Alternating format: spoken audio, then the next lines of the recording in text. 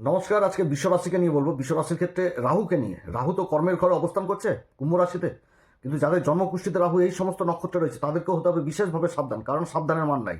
রাহু হচ্ছে পাপী গ্রহ। রাহু যেরকম মানে ভিখারিকে রাজা করে, সেরকম রাজাকেও কিন্তু ভিখারি করে দেয়। তো যাদের জন্মকুষ্ঠিতে রাহু এই সমস্ত নক্ষত্র অবস্থান করছে তাদেরকে কিন্তু বিশেষভাবে সাবধানে। রাহু যে সমস্ত নক্ষত্রের কথা বলবো এগুলোতে যেরকম ভালো ফল দেয় সেরকম কিন্তু এমন খারাপ ফল দিবে যে ত্রাহিমাম অবস্থা হবে। তো যাই হোক, প্রত্যেকটি নক্ষত্রের কথা বলে দেবো যে সমস্ত নক্ষত্রে খারাপ প্রভাব দিবে বিশ্বরাশিকে, সেই নক্ষত্রের কথা বলবো এবং তার সাথে উপাচারও বলে দেবো যে কোন উপাচার করলে ঠিক হবে আর কি। তো অনুষ্ঠানটি শুরু করার আগে সবার প্রথম বলি, এটা গ্রহের গোচর এবং চন্দ্ররাশি অনুসারে বলা হচ্ছে, কারো কোনো রকম ব্যক্তিগত পুষ্টি ধরে আলোচনা নয়। আর আমি কিন্তু ভয় দেখাচ্ছি না, আমি জাস্ট সাবধান করছি। সাবধানে চলা ভালো, অবস্থান যথেষ্ট ভালো। 2026 বিশ্বরাশির জন্য সব দিক থেকে ভালো, সব দিক থেকে। কিন্তু আমি সাবধান করে দিচ্ছি যেন বিশ্বরাশি সেই ভুল কাজগুলো না করে, যে ভুল কাজগুলো না করে। ভুল কাজ করলেই কিন্তু অসুবিধাতে পড়তে হবে বিশ্বরাশিকে, যার জন্য ভিডিওটি তৈরি করার মূল উদ্দেশ্য আমার। তো বিশ্বরাশির ক্ষেত্রে রাহু কিন্তু কারক গ্রহ, যেহেতু শুক্রের রাশি। এবার যে ঘরে অবস্থান করছে সেটা কুম্ভ রাশি, নিজের নক্ষত্র অবস্থান করছে। আর নিজের নক্ষত্র অবস্থান করা মানে এমনিতেই বলবান। এবার এই রাহুর উপর দৃষ্টি পড়ছে দেবগুরু বৃহস্পতি। দেবগুরু বৃহস্পতি ধনসম্পত্তির ঘর থেকে তার নবম দৃষ্টি পড়ছে রাহুর উপর। তো রাহু তো এই বছরে তো আবার নক্ষত্র পরিবর্তন করবে, আবার রাশি পরিবর্তন রয়েছে বছরের শেষে। নক্ষত্র পরিবর্তন করবে হচ্ছে আগস্ট মাসের 2 তারিখে, চলে আসবে মঙ্গলের নক্ষত্রে। মঙ্গলের নক্ষত্র অবস্থান করবে, আর মঙ্গলের নক্ষত্র অবস্থান করা মানে একটা অঙ্গারক যোগ তৈরি হয়ে যাওয়া। এবং রাহু যে নিজের নক্ষত্র অবস্থান করছে এই সময়কালে, সেটা তো শতবিশা নিজের নক্ষত্র। নিজের নক্ষত্রে থাকলে এমনি গ্রহ বলবান হচ্ছে। এই অবস্থান এবং তার সাথে দেবগুরু বৃহস্পতি দৃষ্টি পাচ্ছে, এটা ঠিক। কিন্তু রাহু তো পাপী গ্রহ। রাহুকে মানে কয়লা, যেরকম এক কথায় বলতে গেলে, যে ধুলেও যতই ধোয়া যাক, যতই পরিষ্কার করা যাক, ও কালো তো কালোই। তো কালো, তো কয়লাকে যেরকম কালো, সেরকম কয়লা পুরালো আবার আগুন হয়, সেই আগুন দিয়ে আবার অনেক কাজ হয়। তো সেরকম কিন্তু রাহু রাহু কিন্তু অ্যাম্বিশন দেয়, এমন অ্যাম্বিশন দিবে এগিয়ে চলার, যে হ্যাঁ ওদিকেই সব। মনের মধ্যে লোভ লালসা সমস্ত কিছু কিন্তু রাহু তৈরি করে দেয়। একটা ব্যক্তির জীবনে যখন অ্যাম্বিশন দিয়ে দেয়, অ্যাম্বিশন আসে যে আমাকে সামনের দিকে এগোতে হবে, ওই জিনিসটা আমারই জন্য, এইরকম জিনিস তৈরি করে দেয়। আকর্ষণ, লোভ জিনিসটাকে তৈরি করে দিবে। তখন কি হবে, যে রাতের ঘুমও কিন্তু হারাম হয়ে যায়। তো রাহু কিন্তু যেরকম ভালো সেরকম কিন্তু খারাপও। তো শনিবদ রাহু শনির সমান ফল দিয়ে দেয়। শনির রাশিতে অবস্থান করছে। তো রাহু ছায়াগ্রহ। ছায়াগ্রহর মূল মূল জিনিস হচ্ছে যে রাশিতে অবস্থান করবে সেই রাশির অধিপতিকে বলবান করবে, নিজে বলবান হয়ে যাচ্ছে। যে নক্ষত্রে অবস্থান করবে সেই নক্ষত্রের অধিপতিকে বলবান করে দেওয়া। এটা হচ্ছে রাহুর মানে ছায়াগ্রহের প্রভাব। তো রাহু হচ্ছে একটি ছায়াগ্রহ। তো রাহু কর্মের ঘরে, দশম ঘরে অবস্থান, তাও কুম্ভ রাশিতে নিজের নক্ষত্র অবস্থান। এই অবস্থান কিন্তু যথেষ্ট ভালো। কিন্তু যে সমস্ত নক্ষত্রের কথা বলবো সেই সমস্ত নক্ষত্রে রাহু কিছুটা হলেও সমস্যায় ফেলবে যদি মেনটেন না করা হয়। এবং দেবগুরু বৃহস্পতি আবার জুন মাসের 2 তারিখে রাশি পরিবর্তন করে দেবে, তখন উচ্চ অবস্থায় আসবে। তখন কিন্তু রাহুর উপর দৃষ্টি থাকবে না, তখন শনির উপর যে দৃষ্টি থাকবে দেবগুরু বৃহস্পতির। তো যাই হোক, আগে থেকেই কিন্তু সাবধান হতে হবে এই বিশ্বরাশিকে। রাহু কর্মের ঘরে অনেক কিছুই দিবে, অনেক রকম জিনিস দিবে, কিন্তু দেখে শুনে চলতে হবে। তো যাই হোক, সবার প্রথম যে নক্ষত্রটির কথা বলবো সেটা হচ্ছে আদ্রা নক্ষত্র। আদ্রা নক্ষত্রের 4টি চরণে কিন্তু মিথুন রাশিতে পড়ে, যেটা হচ্ছে দ্বিতীয় ঘর। আদ্রা নক্ষত্রে রাহুর অবস্থান অতটা কিন্তু ভালো না। নিজের নক্ষত্র, যাদের জন্মকুষ্ঠিতে আদ্রা নক্ষত্রে রাহু অবস্থান করছে তাদের কিন্তু মাথা গরম চট করে হয়ে যায়, একদম প্রচণ্ড মাথা গরম করে ফেলে নেয়। নিজের মুখের কথা বার্তা কিন্তু অতটা ভালো হয় না। কথা মানে গন্ডগোল হয়ে যায়। আত্মীয় স্বজন এদের সাথেও যেরকম গন্ডগোল হয়ে যায়, পরিবেশের সাথেও গন্ডগোল হয়ে যায়, পৈতৃক সম্পত্তিজনিতও বিবাদ হয়ে যায়। নিজের ভুল ডিসিশনের জন্য টাকা পয়সা ধার দেনায় ডুবে যায়, এরকম হয়ে যায়। শ্বশুরবাড়ির সাথে সম্পর্ক খারাপ হয়ে যায়, কর্মস্থলে মান সম্মান চলে যায়, একটুতেই মাথা গরম হয়ে যায়। খোঁজ প্রকৃতি থাকে, সন্দেহ জিনিসটাকে বেশি করে ফেলে।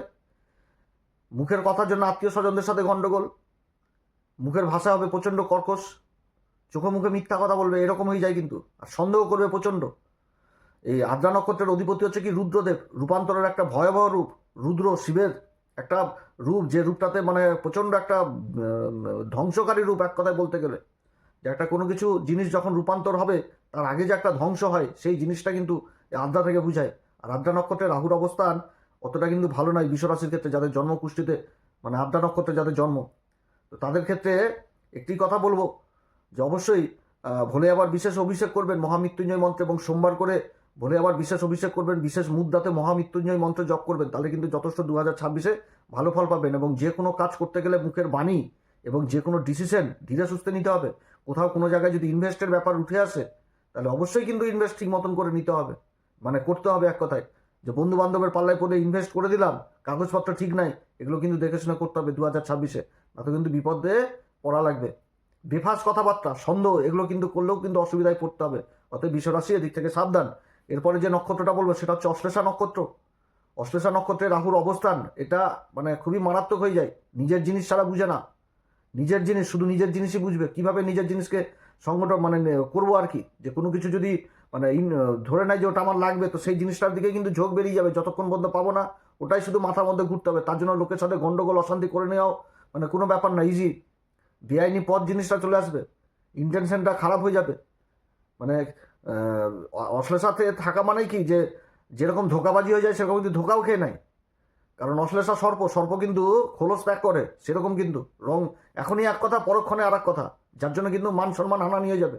অতএব এদিক থেকে মানে সাবধান, যে কর্মক্ষেত্রে কাউকে আমি কথা দিচ্ছি সেদিকটা কিন্তু যথেষ্ট বুঝে সুঝে কাজ করতে হবে। যে কোনো ডকুমেন্টেন্সি কাগজপত্র এইগুলোতে সই করার আগে 10বার চিন্তা করতে হবে, ভেবে চিন্তা করতে হবে, না তো ডকুমেন্টেন্সির কাজে কিন্তু ফেসে যাওয়া লাগবে। তার সাথে সমাজে যে সমস্ত লোকদের সাথে উঠা বসা করছি তাদের দিক থেকে সাবধান।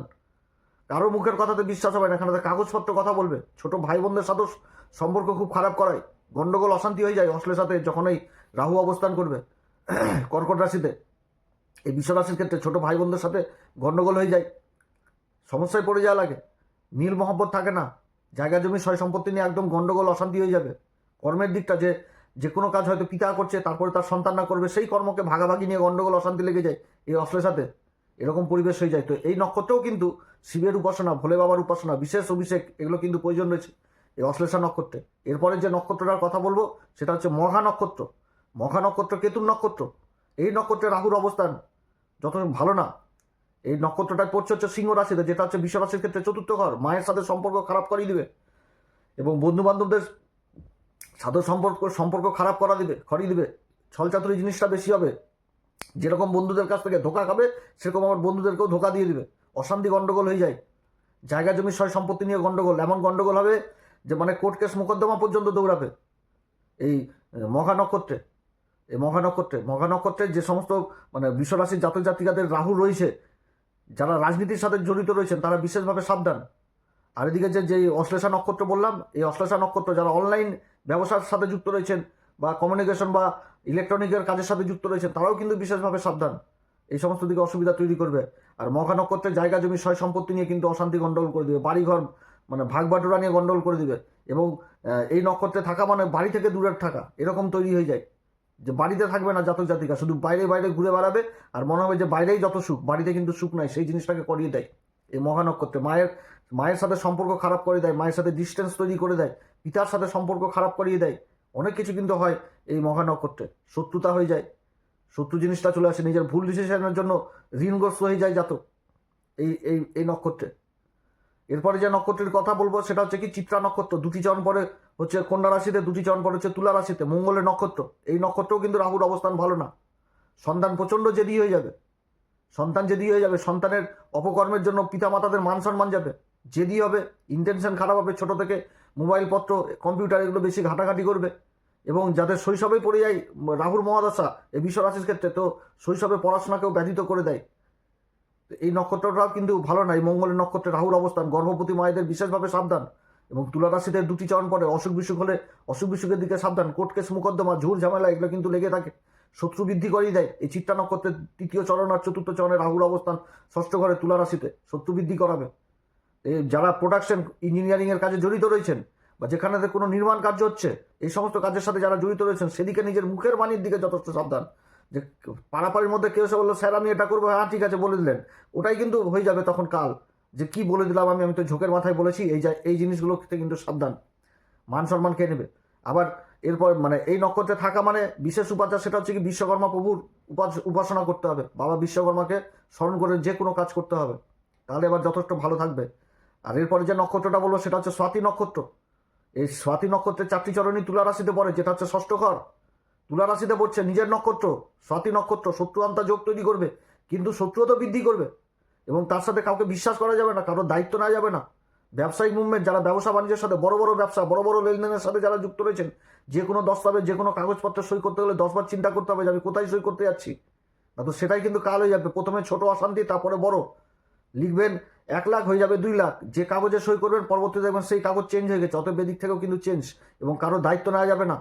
আর এই নক্ষত্রে থাকা মানে নিজের সমালোচনা কিন্তু সহ্য করতে পারে না, সমালোচনা না সহ্য করতে হলে গন্ডগোল অশান্তি, শত্রু জেগে যাবে, এরকম হয়ে যাবে। সমালোচনা, খুবই সমালোচনা হয়, যে সমালোচনাগুলো ব্যক্তি কিন্তু সহ্য করতে পারে না, যে পিছন দিক থেকে কেউ কিছু বলে দিলেও লেগে যাবে গন্ডগোল, আর সে গন্ডগোল হয়ে যাবে বৃহৎ আকার, কোর্ট কেস মোকদ্দমা পর্যন্ত দৌড়াবে এই স্বাতী নক্ষত্রে। এই নক্ষত্রে যাদের রাহু রয়েছে তারা বিশেষভাবে মা সরস্বতী মার অভিষেক করবেন বা উপাসনা করবেন, তাহলে কিন্তু আবার যথেষ্ট ভালো রেজাল্ট। আর এরপরে যে নক্ষত্রটি বলো সেটা হচ্ছে জ্যেষ্ঠা নক্ষত্র, যার 4টি চরণই পরে বৃশ্চিক রাশিতে। জ্যেষ্ঠা নক্ষত্রের 4টি চরণ বৃশ্চিক রাশিতে পরে, সেটা হচ্ছে সপ্তম ঘরে।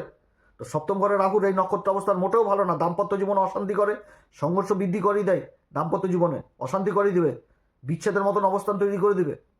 এই নক্ষত্রের অধিপতি দেবতাই হচ্ছে ইন্দ্রদেব। ইন্টারনাল অ্যাফেয়ার এগুলো কিন্তু তৈরি হয় এই নক্ষত্রে থাকাকালীন, চ্যালেঞ্জ হয়, যে কোনোতে চ্যালেঞ্জ এবং মুখে মুখে তর্ক করা কিংবা প্রোটেস্ট করা, এইগুলো জিনিস কিন্তু আসে যদি রাহুর এই অবস্থান হয়। মনের মধ্যে ভ্রম তৈরি করে দেবে, দাম্পত্য জীবনে সন্দেহ জিনিসটাকে নিয়ে চলে আসবে। সেরকম যারা ব্যবসা বাণিজ্য করছেন পার্টনারশিপে, সেগুলোতেও কিন্তু সন্দেহ জিনিসটা উঠিয়ে নিয়ে আসে এই জ্যেষ্ঠা নক্ষত্রে। এই নক্ষত্র কিন্তু সংঘর্ষ বৃদ্ধি নক্ষত্র, চ্যালেঞ্জ জিনিসটা নিয়ে চলে আসে জীবনে। এই নক্ষত্রে রাহুর অবস্থান ভালো না। এই নক্ষত্রে থাকলে অবশ্যই হনুমান চল্লিশা, বজরংবান, শ্রীরাম সীতার প্রণাম মন্ত্র সহকারে পাঠ করবেন এবং প্রতি মঙ্গলবার করে বজরংবলীকে সিঁদুর দান, তার সাথে জটালা নারকেল দান করবেন, দেখবেন যথেষ্ট ভালো ফল পাবেন। তো যাই হোক, 2026 যথেষ্ট ভালো বছর যাচ্ছে। আমি অ্যাডভান্স সাবধান করে দিচ্ছি, রাহু যদি এই সমস্ত নক্ষত্র অবস্থান করে তাহলে কিন্তু মাথা ঠান্ডা করে যে কোনো কাজ করতে হবে, তাতে বিশ্বরাশি কিন্তু অনেকটা ভালো রেজাল্ট পাবে এবং অনেক দূর এগিয়ে যেতে পারবে। তো যাই হোক, 2026 সাল সবার জন্য ভালো হোক, এটাই কামনা করে ভিডিওটি শেষ করছি। যদি ভালো লাগে তাহলে অবশ্যই লাইক, শেয়ার, কমেন্ট